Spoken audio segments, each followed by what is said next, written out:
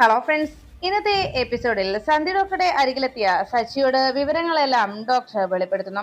എല്ലാം കേട്ടതിനു ശേഷം ആകെ തകർന്നിരിക്കുന്ന സച്ചിയെ നോക്കി സന്ധി ഡോക്ടർ പറഞ്ഞു, ഇക്കാര്യങ്ങളൊക്കെ ഞാൻ സച്ചിയോട് തുറന്നു പറഞ്ഞു എന്നറിഞ്ഞാൽ ദയാനന്ദ മാഷും കമലെടുത്തിയും ആകെ തകർന്നു പോകും. അതുകൊണ്ട് തന്നെ ഇക്കാര്യം ഒരിക്കലും ഞാൻ സച്ചിയോട് പറഞ്ഞതായി സച്ചി ഭാവിക്കരുത് എന്ന്, അവർക്ക് മുന്നിൽ അങ്ങനെ ഒരു ഭാവം ഒരു കാരണവശാലും സച്ചിയുടെ മുഖത്ത് ഉണ്ടാകരുതെന്നും സന്ധി ഡോക്ടർ ഓർമ്മിപ്പിച്ചു.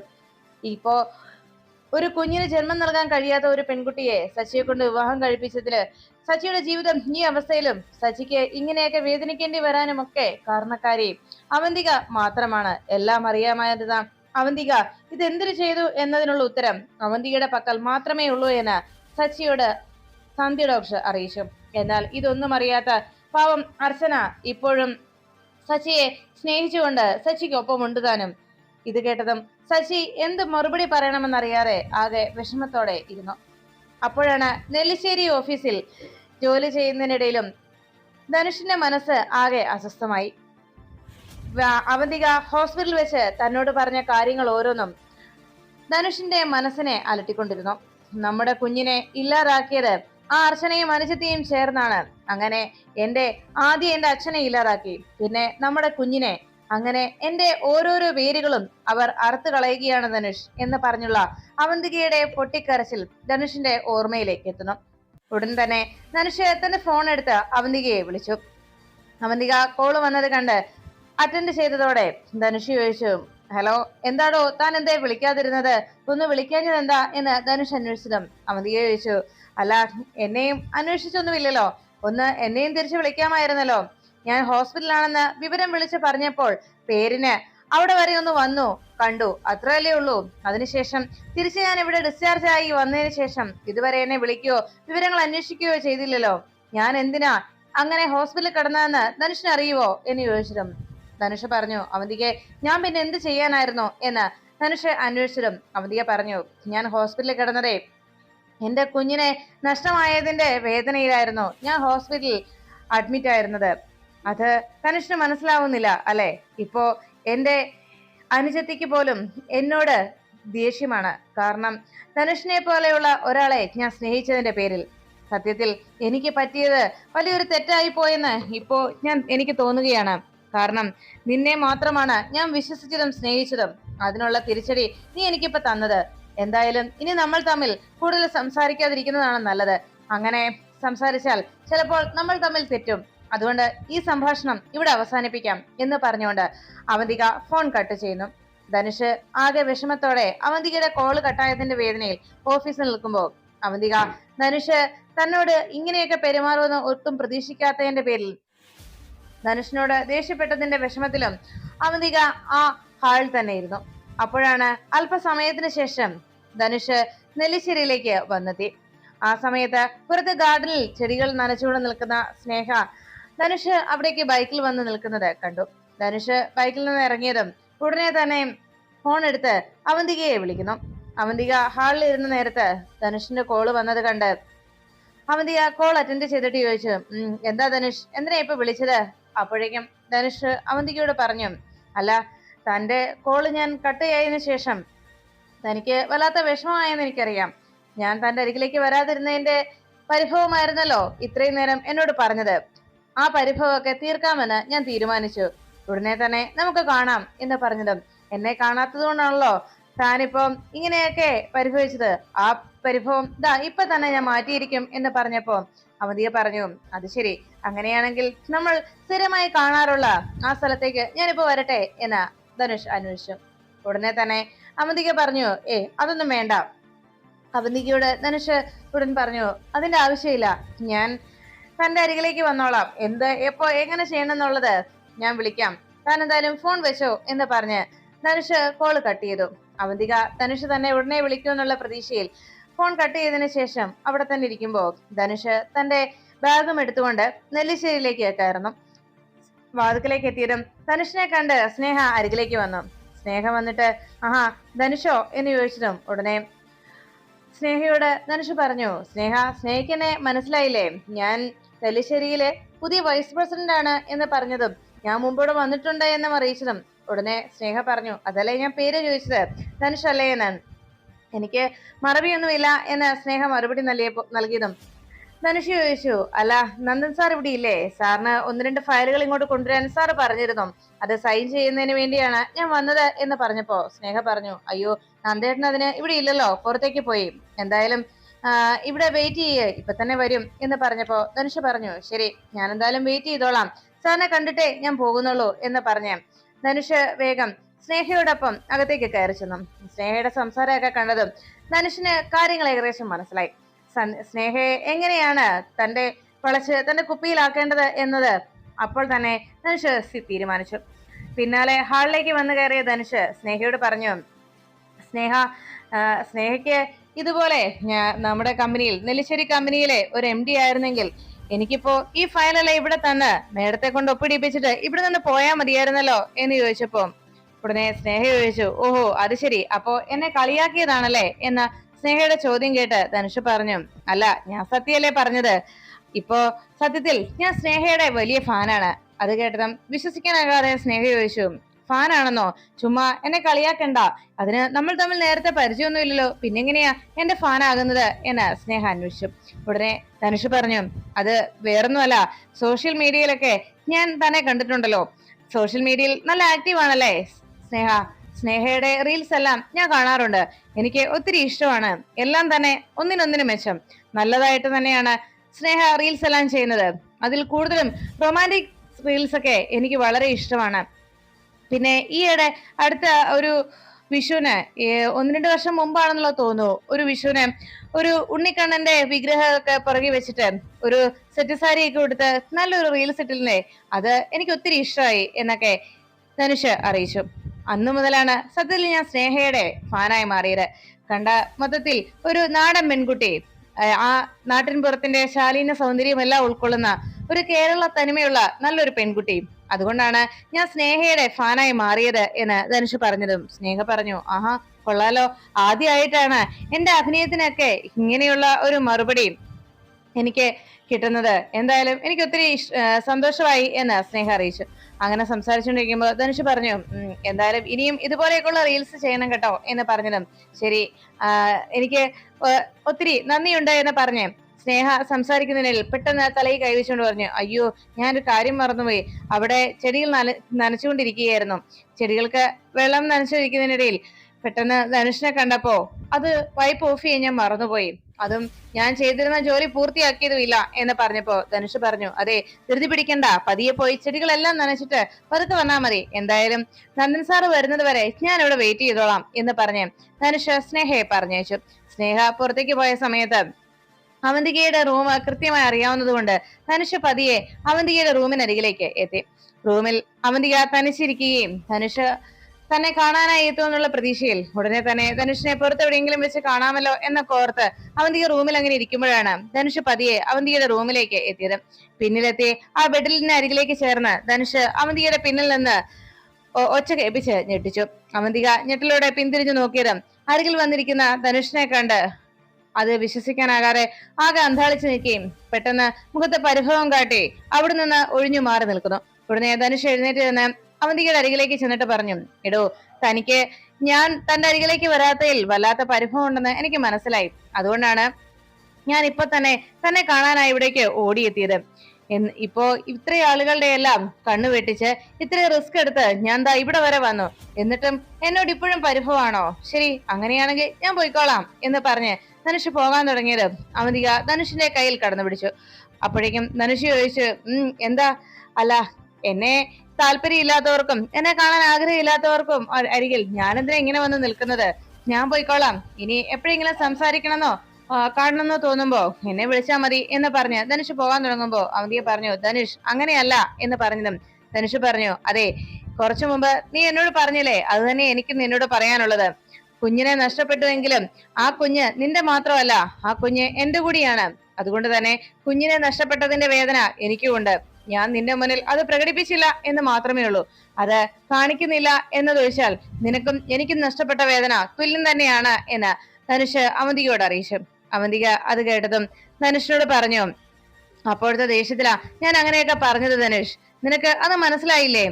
ഇപ്പോ സത്യത്തിൽ എനിക്ക് പ്രതീക്ഷിക്കാനും ആഗ്രഹിക്കാനും എന്റെ അടുത്ത് വരുമെന്നും ആശ്വസിപ്പിക്കാനും ഒക്കെ ആകെയുള്ളത് നീ മാത്രമല്ലേ ഉള്ളൂ.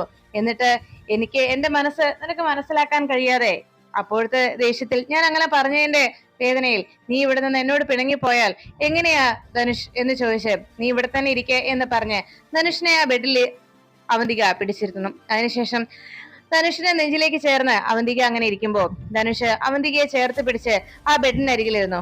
എന്തായാലും ഇതുപോലൊരു വീട്ടില് ഇതുപോലെ ഒരു ബെഡ്റൂമില് നമ്മൾ രണ്ടുപേരും മാത്രം ആരെയും പേടിക്കാതെ ഇതുപോലെ ഇങ്ങനെ ചേർന്നിരിക്കുന്നതാണ് എന്റെ ഏറ്റവും വലിയ ആഗ്രഹവും സ്വപ്നവും എന്ന് അവന്തിക പറയുമ്പോ ധനുഷ് പറഞ്ഞു, ഇതുപോലൊരു വീട്ടിലല്ല, ഈ വീട്ടിൽ തന്നെ, ഈ റൂമിൽ തന്നെ ഇതുപോലെ തന്നെ ആരെയും ഭയക്കാതെ നമ്മൾ ഇരിക്കും. മുഴുവൻ ദിവസങ്ങളിലുമല്ല, കുറച്ച് ദിവസങ്ങൾ മാത്രമെങ്കിലും നമ്മൾ ഈ വീട്ടിൽ നമ്മൾ ചെലവഴിക്കും, അത് തീർച്ച എന്ന് ധനുഷ് അവന്തികയോട് പറഞ്ഞു. പെട്ടെന്ന് അവന്തിക ചാടി എഴുന്നേറ്റ് പറഞ്ഞു, അതെ, ഞാൻ നിന്റെ കൂടെ ഇരിക്കുമ്പോ പരിസരം മുഴുവൻ ഞാൻ മറക്കും, അതാണ് സത്യം. പക്ഷേ നമ്മളിങ്ങനെ ചേർന്ന് മറ്റെവിടെ ഇതുപോലെ ഇരുന്നാലും പ്രശ്നമില്ല. പക്ഷെ ഈ വീട് ഇത് നമ്മൾ സൂക്ഷിക്കണം. കാരണം ഇവിടെ ചുറ്റും CCTV ക്യാമറയെക്കായാലും അതിനേക്കാൾ തീക്ഷ്ണമായിട്ടുള്ള ക്യാമറ കണ്ണുകളാണ് ഓരോരുത്തർക്കും ഉള്ളത്.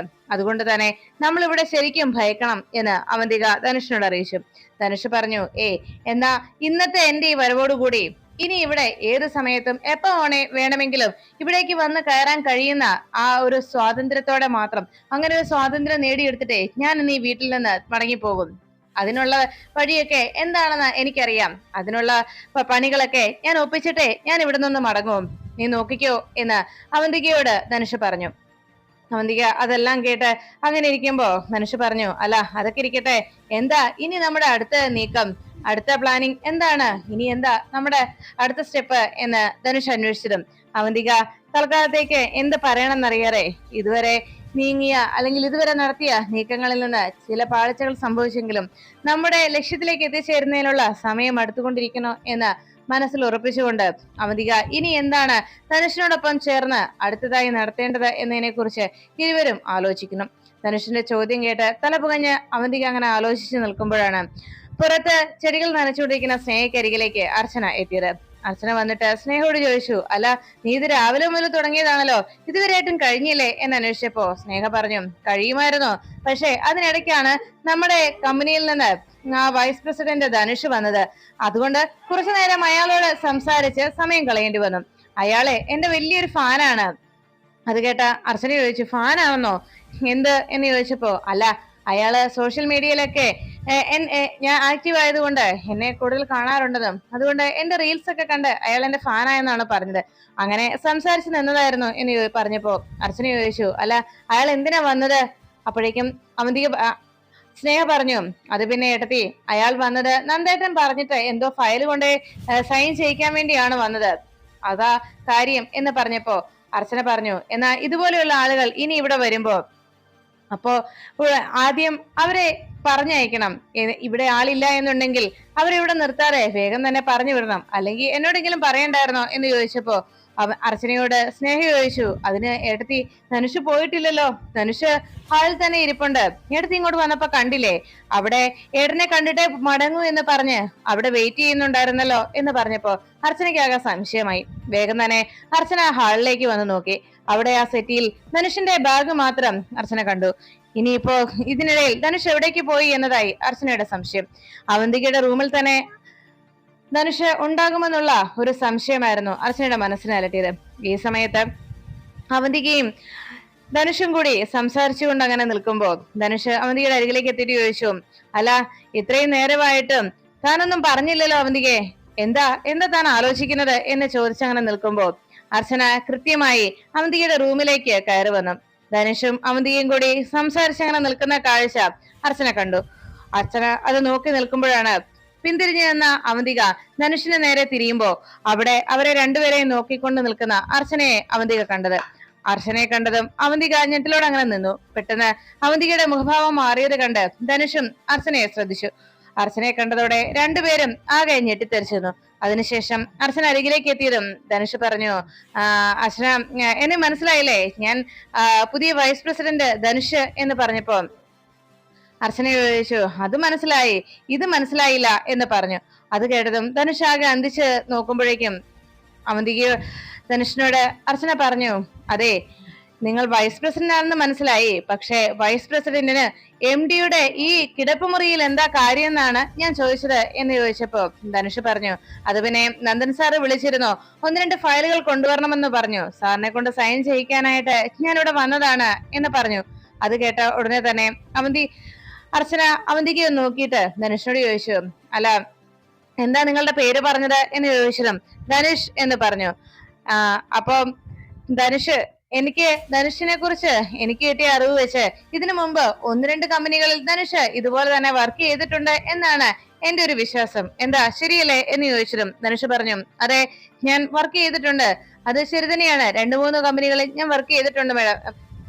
അർച്ചനയോടുള്ള ധനുഷിന്റെ മറുപടി കേട്ട് അർച്ചന പറഞ്ഞു, അങ്ങനെയാണെങ്കിൽ ആ കമ്പനികളിലൊക്കെ MD-യുടെ കിടപ്പുമുറിയിൽ ചെന്നാണോ താൻ അവിടുത്തെ ഫയലുകളൊക്കെ സൈൻ ചെയ്യാറുണ്ടായിരുന്നത് എന്ന് ധനുഷിനോട് അർച്ചന അന്വേഷിച്ചു. ആ ചോദ്യത്തിന്റെ കൃത്യമായ ഉദ്ദേശം മനസ്സിലായ ധനുഷ് അവന്തികയെ ഒന്ന് നോക്കുന്നു. ഉടനെ തന്നെ അർച്ചന ചോദിച്ചു, അല്ല, ഇവിടെ വൈസ് പ്രസിഡന്റ് ആണെങ്കിലും ആരാണെങ്കിലും ഓഫീസിൽ നിന്നുള്ള ആവശ്യത്തിന് വരുന്ന ആളുകൾ ഇവിടെ ഹാളിലാണ് ഇരിക്കേണ്ടത്, അവിടെ വിസിറ്റേഴ്സ് റൂമിൽ അവിടെ വന്നിരിക്കണം. ഇവിടെ നിങ്ങൾ കാണാൻ വന്ന ആളുകൾ ആരാണെങ്കിലും അയാൾ അവിടെ വന്ന് നിങ്ങളെ കണ്ടോളും, അതാണ് വേണ്ടത്, അല്ലാതെ ഇവിടെ കിടപ്പുമുറിയിലേക്കല്ല വരേണ്ടത് എന്ന് അർച്ചന പറഞ്ഞപ്പോ ഉടനെ തന്നെ ധനുഷ് പറഞ്ഞു, അത് പിന്നെ അവന്തികാമ്മയുടെ ഇവിടെ ഉണ്ടെന്ന് പറഞ്ഞപ്പോ ചില ഓഫീസ് കാര്യങ്ങൾ സംസാരിക്കാനായി എന്ന് ധനുഷ് വീണ്ടും രക്ഷപ്പെടാനായി കളവ് പറയുന്നത് കേട്ട് അർച്ചന പറഞ്ഞു, അതെ, താൻ കമ്പനിയിലെ വൈസ് പ്രസിഡന്റ് ആണെന്നല്ലേ ധനുഷ് പറഞ്ഞത്, അങ്ങനെയാണെങ്കിൽ ധനുഷിന് അറിയായിരിക്കുമല്ലോ അവന്തികടത്തിക്ക് ഇപ്പോ ആ കമ്പനിയിൽ യാതൊരു സ്ഥാനവുമില്ല എന്നുള്ളത്, MD-യുടെ ഭാര്യ എന്നുള്ള സ്ഥാനം മാത്രമേ ഉള്ളൂ എന്നും തനിക്കറിയാവല്ലോ എന്ന് അർച്ചന ധനുഷിനോട് ചോദിച്ചു.